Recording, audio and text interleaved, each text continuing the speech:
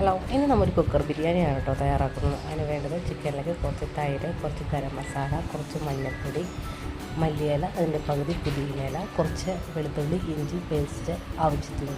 ഇവയെല്ലാം കൂടി നന്നായിട്ടൊന്ന് മിക്സ് ചെയ്ത് അരമണിക്കൂറൊന്ന് റെസ്റ്റ് ചെയ്യാൻ വെക്കുക.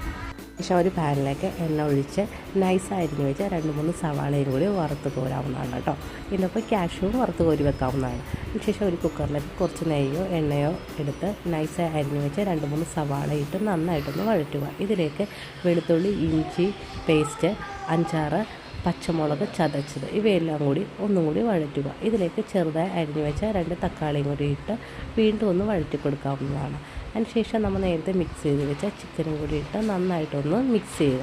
അതിനുശേഷം കുക്കർ അടക്കാതെ ഒരു 5 മിനിറ്റ് ഒന്ന് വേവിച്ചെടുക്കാവുന്നതാണ്. ബിരിയാണിക്ക് ജീരകശാല അരിയാണ് എടുത്തിരിക്കുന്നത്. അപ്പോൾ 3 ഗ്ലാസ് അരിയാണ് എടുത്തിരിക്കുന്നത്. 3 ഗ്ലാസ് അരിക്ക് 3 ഗ്ലാസ് വെള്ളം ആവശ്യത്തിന് ഉപ്പും കൂടിയിട്ട് തിളപ്പിച്ച് വെച്ചിട്ടുണ്ട്.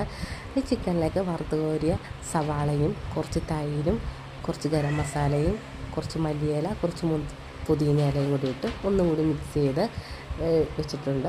പിന്നെ കഴുകി വെച്ചിരിക്കുന്ന അരിയും കൂടി ഇതിലേക്ക് ഫില്ല് ചെയ്തിട്ടുണ്ട് കേട്ടോ. പിന്നെ 3 ഗ്ലാസ് വെള്ളം തിളപ്പിച്ചത് ഇതിലേക്ക് ഒഴിച്ചു കൊടുത്ത് അതിലേക്ക് കുറച്ച് നാരങ്ങ നീരും കുറച്ച് നെയ്യും കൂടി ഉപ്പും കൂടി നോക്കി ഒരു വിസിൽ തന്നെ വെയിറ്റ് ചെയ്യുക. ഒരു വിസിലാകുമ്പോൾ തന്നെ ഇത് ഓപ്പൺ ചെയ്ത് ഇതിലേക്ക് വറുത്ത് വെച്ച സവാളയും കാഷ്യൂ എല്ലാം കൂടി ഇട്ട് ഫില്ല് ചെയ്യാവുന്നതാണ്. പിന്നെ കുറച്ച് പുതിനയിലും കുറച്ച് ഗരം മസാലയും കൂടി ഇട്ട് തീ ഓഫ് ചെയ്ത് 10 മിനിറ്റ് ഒന്ന് അടച്ചു വെക്കാവുന്നതാണ്. 10 മിനിറ്റിന് ശേഷം ഇത് ഓപ്പൺ ചെയ്ത് നമുക്ക് സെർവ് ചെയ്യാവുന്നതാണ് കേട്ടോ. അപ്പോൾ എന്തായാലും ഈ റെസിപ്പി നിങ്ങളൊന്ന് ട്രൈ ചെയ്ത് നോക്കണം കേട്ടോ. നല്ലൊരു ടേസ്റ്റി കുക്കർ ബിരിയാണിയാണ്. ഇഷ്ടപ്പെട്ടാൽ ലൈക്ക് ചെയ്യുക, ഷെയർ ചെയ്യുക.